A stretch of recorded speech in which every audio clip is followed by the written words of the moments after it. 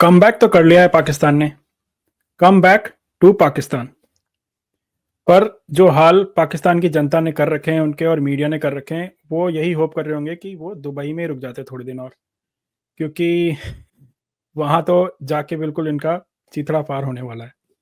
और कल की बांग्लादेश की जीत के बाद, सॉरी, बांग्लादेश की हार के बाद जितनी बची कुची कसर थी वो भी पूरी हो गई। आइए इसी बारे में बात करते हैं और वेलकम करते हैं हमारे संजय दीक्षित जी का। Welcome Sanjay ji. Hello everyone watching Jaipur Dialogues. Rizwan को जैसे हमारे गेस्ट हमारे कमेंट्स में उसको नाम दे दिया गया है, जैसे हमने कहा था ना नामकरण करना चाहिए, क्या नाम देना चाहिए, उसको नाम दिया है लिपस्टिक मौलाना।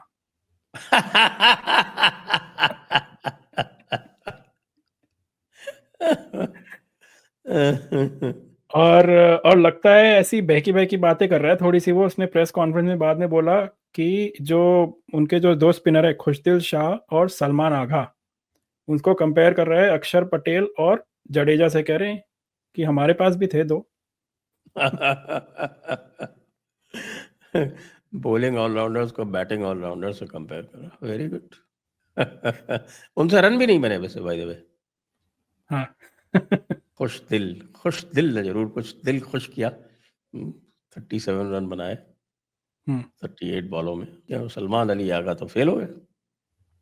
हाँ। ये वही सलमान अली आ गए हैं जिन्होंने 350 का स्कोर चेस करवा दिया था साउथ अफ्रीका के खिलाफ और ट्राई सीरीज में, लेकिन यहाँ आके साहब वो फंस गए। अब कुलदीप को खेलना हर एक के बस की बात तो है नहीं। और एक और रॉ की साजिश भी आई है बाहर। कह रहे हैं, आपने सुना होगा कि बताया जा रहा है कि इंडिया ने दुबई में मैच इसलिए कराया क्योंकि वहां पे वो उन्होंने पर प्लेयर 2 पंडित लगा दिए, तो 22 पंडितों ने पाकिस्तान के ऊपर कुछ काला जादू कर दिया, उसके चक्कर में वो मैच हार गए। इसके दो तीन पेज हैं इसके अंदर, इस थ्योरी में। थ्योरी तो बड़ी इंटरेस्टिंग है। 2-3 पेज हैं। एक तो ये है कि जो तुमको पहले से पता था यार कि 2 पंडित लगाए जा रहे हैं, तो तुम भी 2 नजूमी लगा देते। और इसमें जो है वो जो खास तौर से जो वसीम अकरम ने नजूमियों के से बताई थी ना बात, वो सुना होगा कि साहब एक किसी के नजूमी के पास गया बंदा, उसने कहा अरे भाई तुम्हारा तो बहुत बुरा दिन आने वाला है, तुम बहुत गरीब हो जाओगे। अच्छा, और उसके बाद क्या होगा? तुम और भी गरीब हो जाओगे, फिर उसके बाद तुम यूज्ड टू हो जाओगे। तो पाकिस्तान का यही हाल है। लेकिन ये नजूम, ये आपके ये पंडित वाली बात में एक मुझे ये बात नहीं समझ में आई कि कराची में क्या था।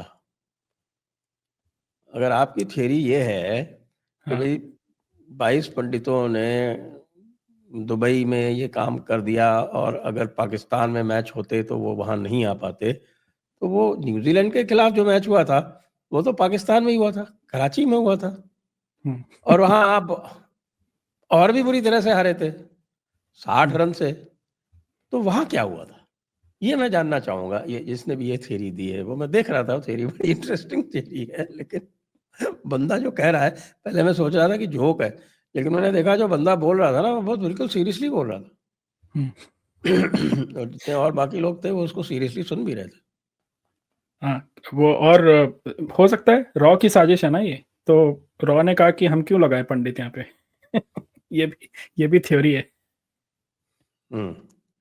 हो सकता है। एक और हमारे व्यूअर ने ही कमेंट किया है, शिरीष शर्मा जी हैं एक, उन्होंने कहा है वो पढ़ते रहे कलमा और मैच ले गए अनुष्का के बलमा।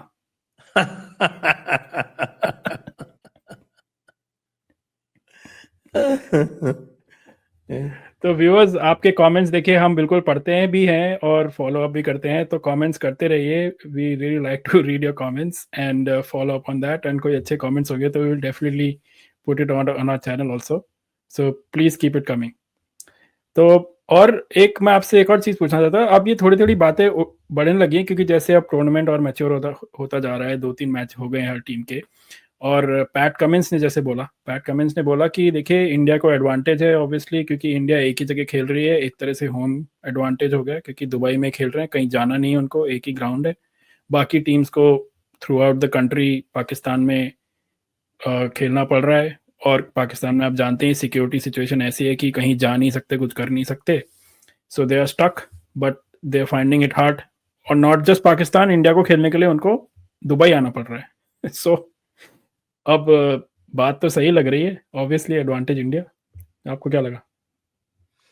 Yes, advantage India, they are now well used to that pitch. Pitch का जो है वो मिजाज समझ गए हैं। क्योंकि स्क्वायर में वैसे तो बहुत सारी पिचेस होती हैं, लेकिन बेसिक नेचर एक ही जैसा होता है।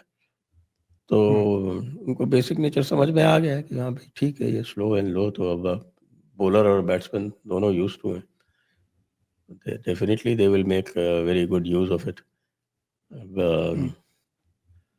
अगला मैच न्यूजीलैंड से है, और न्यूजीलैंड जो वैसे तो आसानी से जीत गई, लेकिन एक कैच ड्रॉप हो गया था उसका, सचिन रविंद्र का बीच में। वो नहीं हुआ होता तो क्या होता। दूसरी बात है कि बांग्लादेश के जो बॉलिंग लाइनअप है, फिर मेरी समझ में नहीं आया कि आपने अगेन यू प्लेड 2 स्पिनर्स, वो भी 2 स्पिनर लेके आए हैं। उनका क्या कहा जाए। उनकी तो टीम का बैलेंस पूरी तरह से तब से बिगड़ा है जब से शाकिब अल हसन ने, या तो रिटायरमेंट उसने टेस्ट क्रिकेट से तो लिया था, लेकिन one day I cricket don't say think उसने टायर्ड रिटायरमेंट नहीं फ्रॉम। लिया। वनडे क्रिकेट से और T20 से उसने रिटायरमेंट नहीं लिया।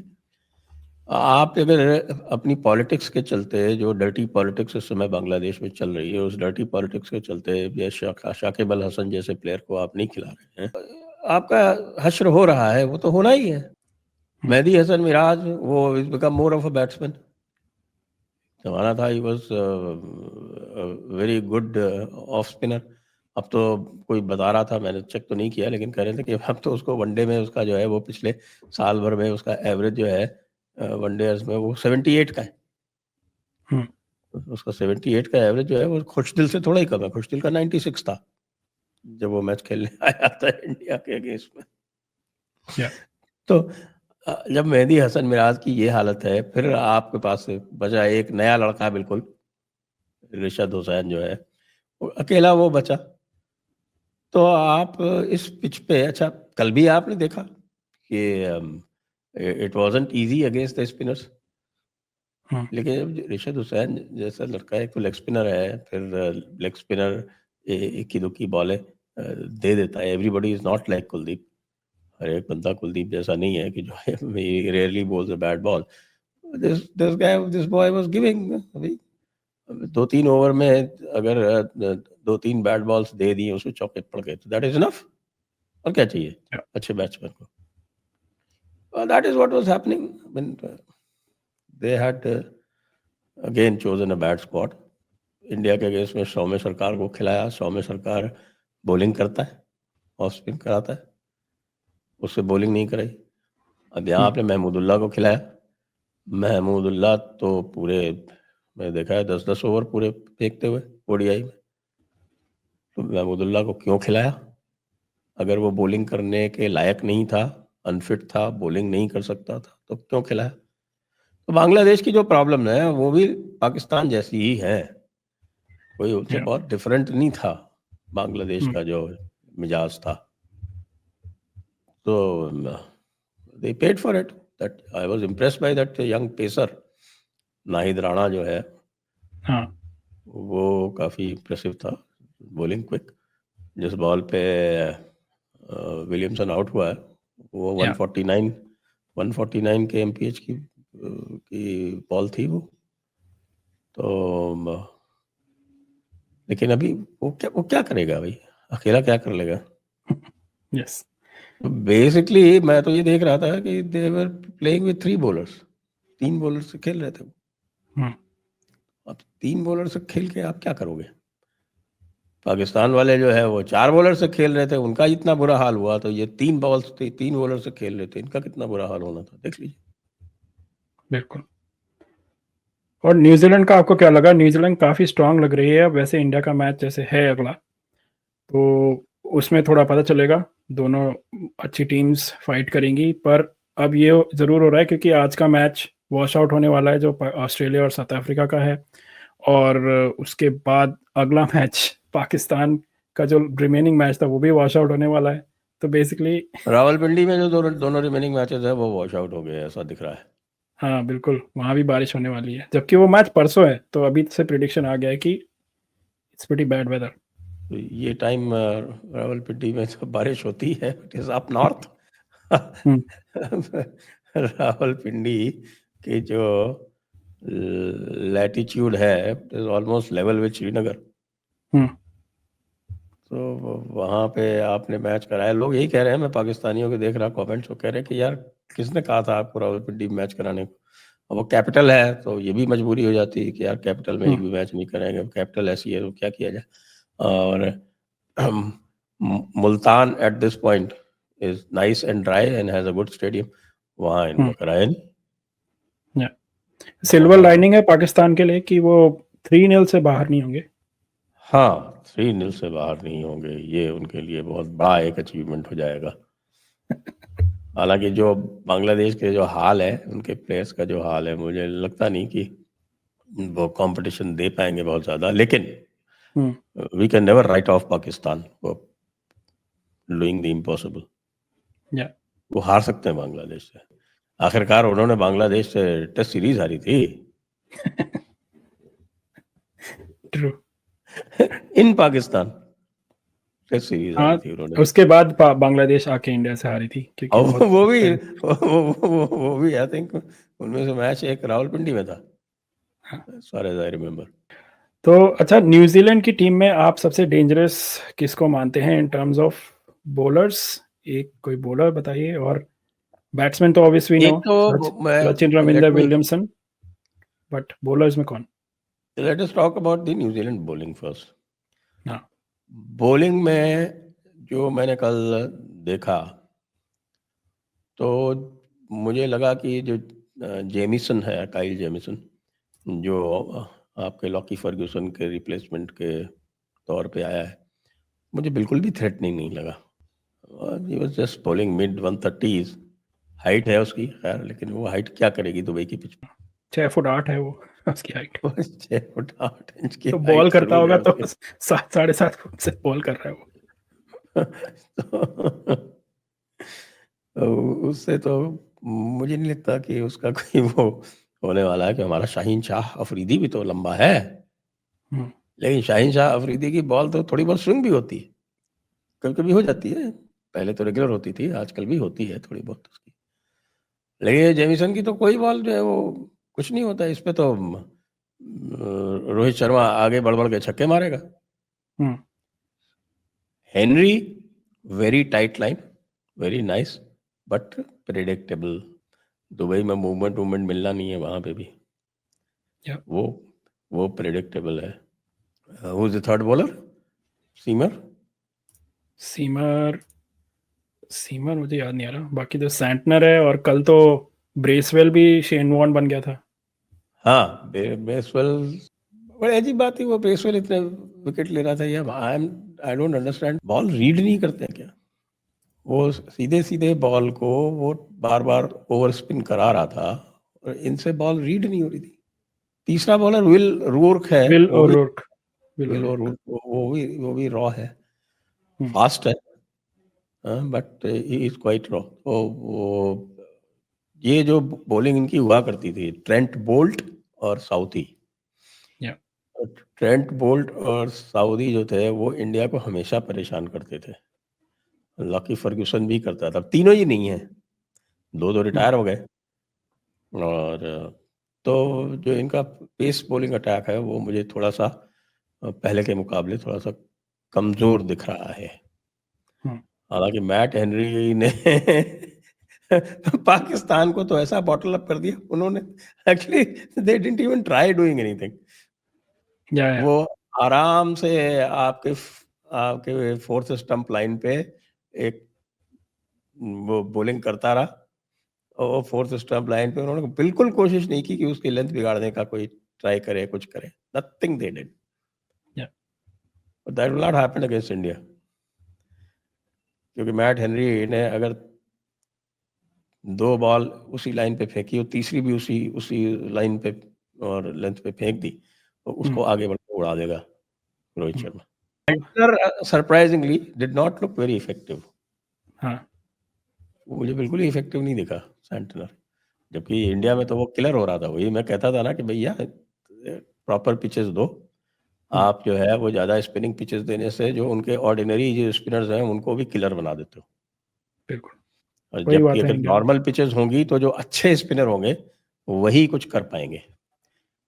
और यस। एक ये हो सकता है कि कल ये वॉशिंगटन सुंदर को खिलाएं, क्योंकि Washington Sundar was very effective against their left handers when they केम।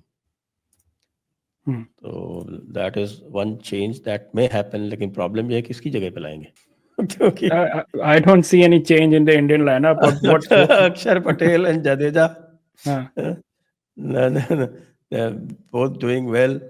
कुलदीप यादव जो है वो ओडीआई में अलग तरह का किलर रहता है, तो फिर किसको हटा के लाया जाएगा? हाँ, और पिच कंडीशंस और ये सब काफी सिमिलर हैं अब तो, there are no variables, so if you are playing in the same ground, अच्छा, same sort of pitches. Harshit Rana is also bowling quite well, अच्छी बॉलिंग कर रहा यस। है वो। मतलब he is exceeded my expectations, I must say. Yeah he is bowling very well. तो इस पे क्या करेंगे कल? अब आज का मैच जो है वो लगता है वॉश आउट हो गया है। ये भी एक समस्या हो गई है। ए ग्रुप जो है वो पूरा it's thrown wide open. Yes, I think prediction मेरा थोड़ा सा ये है कि मुझे लग रहा है कि न्यूजीलैंड से ही इनमें इन दी एंड इंडिया माइट प्ले क्योंकि अब जो भी होता है इस ग्रुप में ठीक है, but next New Zealand is looking the most threatening side, क्योंकि बाकी टीम्स में काफ़ी इश्यूज हैं। ऑस्ट्रेलिया की bowling is weak, batting is strong, but south Africa का उल्टा है थोड़ा, और इंग्लैंड का को तो कुछ पता नहीं है सो तो बैस बॉल करते रहते हैं, बैस बॉल करते यस। करते खुद बैस आउट हो जाते हैं। ग्रुप ए का जो लास्ट मैच है वो है इंग्लैंड वर्सेस साउथ अफ्रीका, इसलिए उनके लास्ट मैच में फिर दोनों को ये पता होगा कि क्या करना है। I think they will both try and avoid playing India. हाँ, ऑफ कोर्स, फॉर श्योर। अभी तो हमको न्यूजीलैंड से खेलना है, हाँ, लेकिन न्यूजीलैंड से वो हमारी एडवांटेज ये है कि we will know exactly what to do, that is being the but last match. now it's a bit of a practice, not practice, it's still a proper game, but अब सबको पता है कि we don't have to try too hard because it's maybe we can experiment. I think that there will be a chance to experiment because बाकी दोनों teams नहीं है, बांग्लादेश पाकिस्तान दोनों बाहर हो चुके हैं, तो we might actually see some experiments there too. So, but yeah, it's time to rest up thoda and then go attack the semi-final, then finals hopefully. Thank you Sanjay ji once again for analysis. Thank you for having me. Viewers, आपको क्या लगता है, predict क्या कर रहे हैं आप? हमारी प्लेइंग 11 में नेक्स्ट मैच के लिए कोई चेंजेस होंगे, और अगर होंगे तो क्या होंगे, और फाइनल में कौन होना चाहिए आइडियल ओपोनेंट इंडिया के लिए? क्या अगर कीवीज खेलेंगे तो दिक्कत हो सकती है या फिर कोई और? Let us know in the comments and please continue to like and subscribe to our channel. Thank you.